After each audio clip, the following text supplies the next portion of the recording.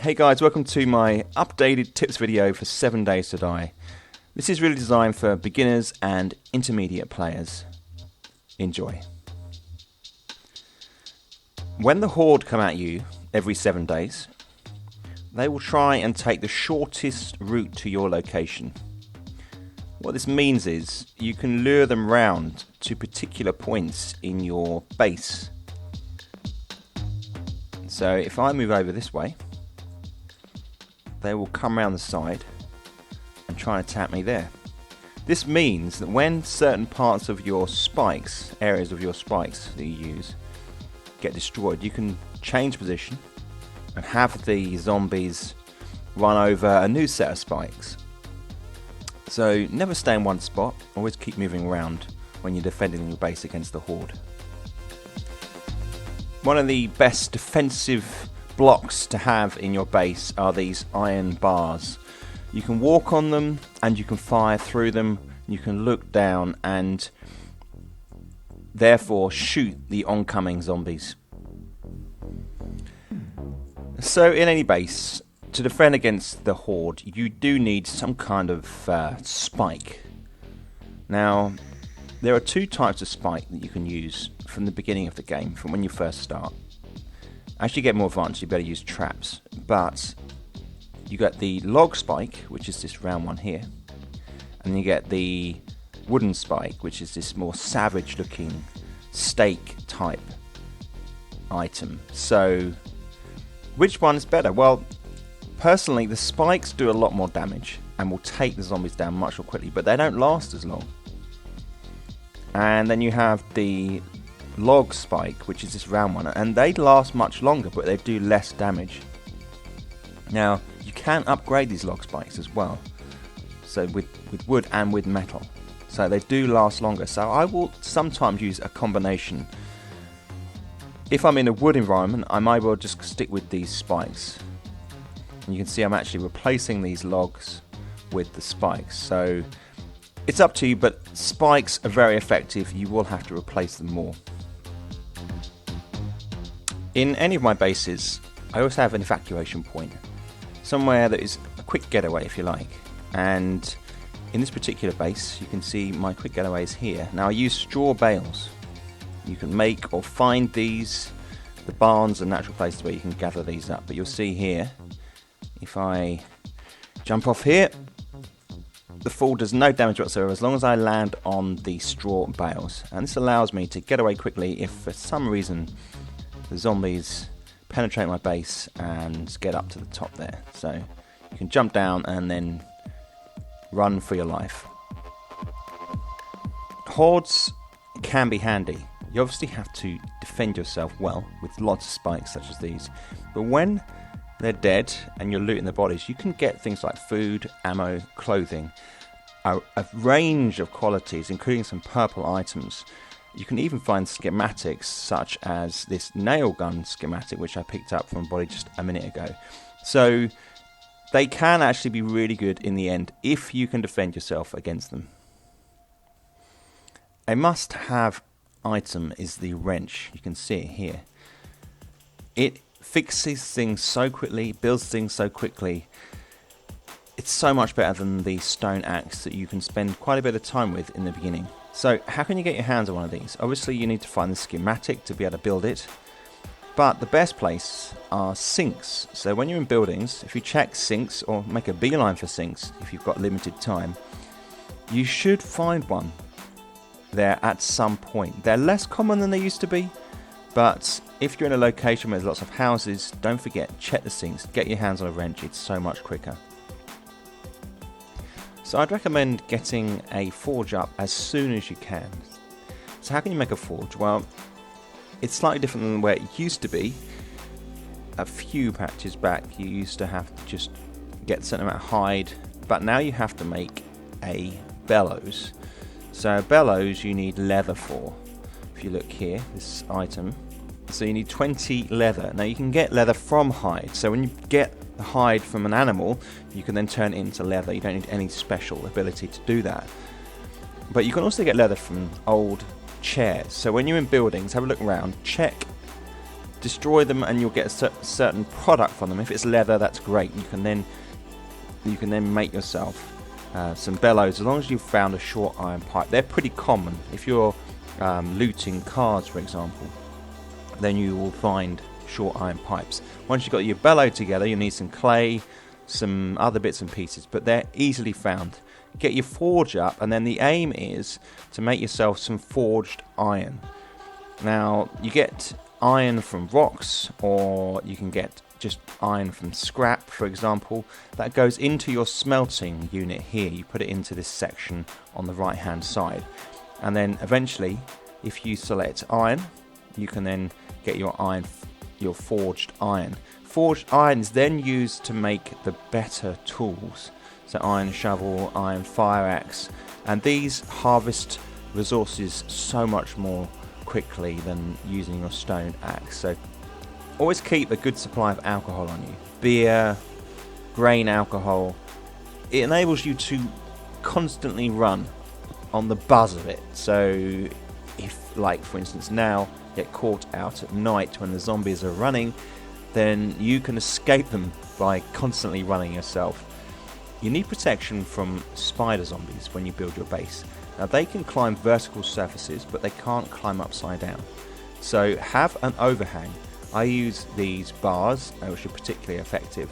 But it's not to say they won't attack these surfaces, but you will be able to defend yourself more effectively.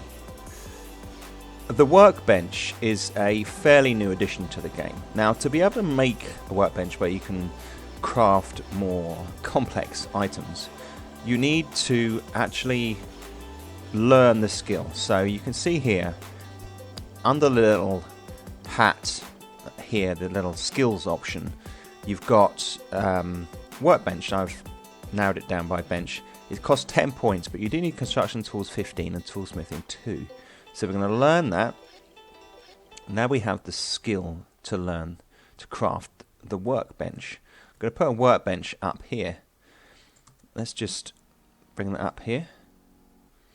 So to actually make one of these, you need quite a bit. You need forged iron, mechanical parts, a wrench, claw hammer, and wood. So my claw hammer's down in one of these here.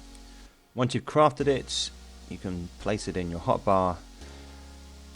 There it is. You can see this is fairly new to the game. Press E. You can now craft up to 100 points higher than your base crafting skill. So you do a better job at this workbench. And you can see there are a range of other items available to craft as well, in addition to what you can craft from your backpack, if you like. To make concrete mix, which will allow you to craft one of the strongest blocks in game for your base, you need cement first. So you make that at the forge with stone. So you put the stone into the forge, and then you can then make your cement mix. But then you need to have a cement mixer to create the concrete. So concrete mix here, you can see you crush sand, small stone, and cement. And to make the cement mixer, you need a small engine, mechanical parts, spring, and forged iron. A lot of this stuff you can get from recycling cars. Okay, so use the wrench and work at the car there. And go to your workbench, put in cement mixer here, and it gives you the option to craft it. Alright? And then that takes a certain amount of time. Once you've built that, you can then put in those ingredients, and you'll get your concrete mix come out of it, which is then used to upgrade the rebar frames for your base. Okay, so this is a pretty straightforward tip. If you've got a ladder, take out the bottom rung, and the zombies can't climb it. Now there is an exception. Sometimes if you get a pile of bodies at the bottom here, they will then jump up and climb the ladder. Don't see it very often, but it does happen. You can now craft a range of furniture. If we go to the bench here, you can see that we have, in the first instance, lockers, which is really cool. So you can obviously use these to divide up your loot into appropriate areas. So you obviously keep all your clothes in the lockers. You just access it there. You get some space. Not the most space in the world. If you go back and you can have a look at decor, we got cabinets. Let's go beyond the letters. You got beverage coolers, cabinets again there, different types. You got wooden desks, store shelves. These things you can put around, and it helps kind of give some order, and you build a cooler as well to your location. Okay, with the latest update you can also paint. So here you can see I've painted these walls red. You get your brush, you've got some paint in your backpack here, so 17 paint there. It looks pink, but you can actually choose what colour you want to paint. You hold down the R, the reload, and you can go to the paint options. Some of these are locked, can't do those yet, but you can select a colour, so, or a texture. So this one here, for example. So it now appears behind the brush at the bottom, and then you just paint it on like so. Put that one like that, and then hold R again, and we can pick a different colour. Something like, let's have a darker red, say, and that pops down the bottom there. 1, 2, 3, 4, there you go. So when you're harvesting resources and you're whacking at the tree or whatever the hell it is, once your stamina goes down to 0, you actually harvest less. So you're just not as good at it. But if you crouch, and you'll see you're undetected or detected, hunted as the case may be, you will regain your stamina more quickly. So crouch, and then once your stamina gets up to a good level, you'll be able to then harvest your resources. So there are now biker zombies in game. They are pretty tough. There are now these birds in game. Now they are undead zombie birds, whatever, vultures, but they're replacing the bees, and I've got to say they're a lot worse than the bees. They're much harder to fight. They do a lot of damage when they come at you. You do get to hear them a bit further off, admittedly, but they stick with you and they're a pain. I've been killed by these a few times, so you've got to take cover, take your time, just keep an eye out for these things. They're pretty bad. In the randomly generated towns and cities you can come across, there are now fields of things like potatoes and blueberries, and you can collect these very quickly and then obviously use them to make pies and stews, and they're really handy. This is new to the latest Alpha 16, so keep an eye out for these. So when you've got your forge and your fireplace, there are additional options for them. So you can add tools, the anvil, the crucible, and the tool and die set, which opens up more options on the left hand side. And when you go to the fireplace, you've got your cooking pot, your grill, and your beaker. Again, does the same thing, allows you to make more things from the menus on the left hand side, even if you still have to go out and find some schematics. Now with these, you can actually craft them on this forge. So you obviously need to get the ingredients, but you can, and it does take some time, but eventually you can then make these that will then go into those slots. So one of the things the devs have been doing is adding surprises to the game. Now you see these tiles here, some of these will fall when you stand on them, if not all of them. You can see some on the floor already. And what they're doing in some buildings is spawning zombies up in these ceiling cavities. And as you're walking along, they hear you, they fall down and attack, which I think is pretty cool. It's a good way of introducing zombies into an arena. But you can also get up there yourself. You can see here.